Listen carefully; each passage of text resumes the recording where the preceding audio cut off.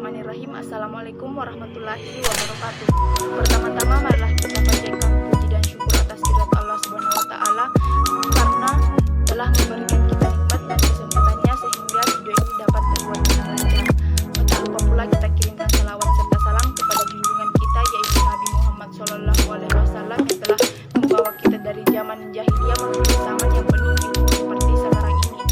Baiklah, perkenalkan nama saya Andi Apriani Rizal dari kelas 11 Archimedes nomor urut 07. Di sini saya akan mempresentasikan yaitu uji kompetensi bab 2. Soal yang pertama adalah apa yang dimaksud dengan demokrasi. Secara etimologis, kata demokrasi berasal dari bahasa Yunani yaitu demos dan kratos. Demos artinya rakyat atau khalayak dan kratos artinya pemerintahan. Sedangkan menurut Kamus Besar Bahasa Indonesia atau KBBI, demokrasi adalah bentuk atau sistem pemerintahan yang seluruh rakyatnya turut serta memerintah dengan perantara wakilnya yang telah terpilih.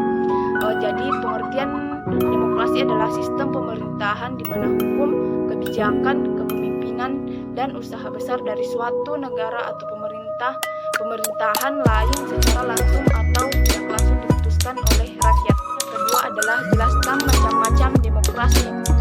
Ditinjau berdasarkan penyaluran kehendak masyarakat terbagi di dua, yaitu demokrasi langsung dan demokrasi tidak langsung. Demokrasi langsung suatu sistem demokrasi yang melibatkan seluruh rakyat secara langsung dalam menentukan berbagai kebijakan umum, urusan negara dan permusyawaratan dalam suatu negara.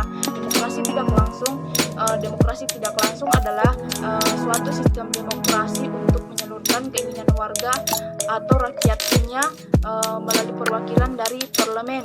Ditinjau dari hubungan antar alat negara. Demokrasi perwakilan dengan sistem referendum yang merupakan salah satu macam demokrasi di mana rakyatnya memilih perwakilannya untuk menjabat di parlemen, tetapi tetap terkontrol oleh pengaruh rakyat. Tinjau berdasarkan prinsip ideologi. Yang pertama, demokrasi liberal merupakan kebebasan individu yang lebih ditekankan dan mengabaikan kepentingan umum. Demokrasi rakyat merupakan demokrasi yang didasarkan pada paham sosialisme dan komunisme dan lebih mengutamakan kepentingan umum atau negara.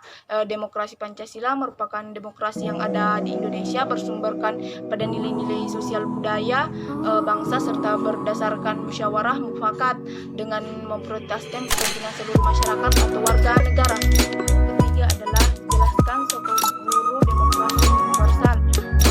Soko guru demokrasi universal adalah pilar-pilar yang merupakan fondasi untuk membangun suatu sistem yang demokrasi serta menegakkan berdirinya demokrasi. Soko guru demokrasi berperan sebagai indikator bagi penilaian sejauh mana demokrasi di suatu wilayah berhasil ditegakkan.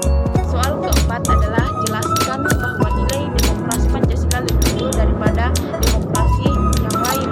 Demokrasi Pancasila mempunyai nilai lebih daripada demokrasi lainnya sebab mengandung nilai-nilai moral yang bersumber dari Pancasila, yakni persamaan bagi seluruh rakyat Indonesia, keseimbangan antara hak dan kewajiban, pelaksanaan kebebasan yang dipertanggungjawabkan secara moral kepada Tuhan Yang Maha Esa, diri sendiri serta orang lain, mewujudkan rasa keadilan sosial, penentuan keputusan lewat musyawarah mufakat, memprioritaskan persatuan nasional serta keluargaan, meninggikan tujuan serta cita-cita nasional. Kelima adalah buktikan bahwa Indonesia merupakan negara yang demokratis, entah itu secara normatif ataupun empirik. Secara normatif, negara kita telah memenuhi kriteria sebagai negara demokrasi. Dalam perjalanan sejarah ketenagakerjaan negara kita, seluruh konstitusi yang pernah diberlakukan mengikuti prinsip demokrasi. Hal ini tersebut bisa dilihat pada 1 dalam pasal 1 ayat 2 Undang-Undang Dasar 1945 sebelum diamandemen. Bunyinya, kedaulatan adalah di tangan rakyat dan dilakukan oleh MPR. Dalam pasal 1 ayat 2 Undang-Undang Dasar Negara Republik Indonesia tahun 1945 habis diamandemen. Bunyinya, kedaulatan berada di tangan rakyat dan dilaksanakan berdasarkan UUD. Dalam Konstitusi Republik Indonesia Serikat pasal 1 ayat 1 bunyinya, Republik Indonesia Serikat yang merdeka dan berdaulat ialah adalah suatu negara hukum yang demokrasi dan membentuk federasi. Ayat 2 bunyinya, kekuasaan kedaulatan Republik Indonesia Serikat dilakukan oleh pemerintahan bersama-sama dengan perwakilan rakyat dan Senat. Dalam Undang-Undang Dasar 1950 Pasal 1 Ayat 1 bunyinya, Republik Indonesia yang merdeka berdaulat ialah suatu negara hukum yang demokratis dan berbentuk kesatuan. Ayat 2 bunyinya, kedaulatan Republik Indonesia adalah di tangan rakyat dan dilakukan oleh pemerintah bersama-sama dengan Dewan Perwakilan Rakyat. Semenjak pemerintahan masa revolusi kemerdekaan Indonesia, pemerintahan parlementer, pemerintahan demokrasi terpimpin pemerintahan Orde Baru serta pemerintahan Orde Reformasi, negara Indonesia telah mengimplementasikan demokrasi sebagai sistem pemerintahan Republik Indonesia yang selalu berkembang secara fluktuatif.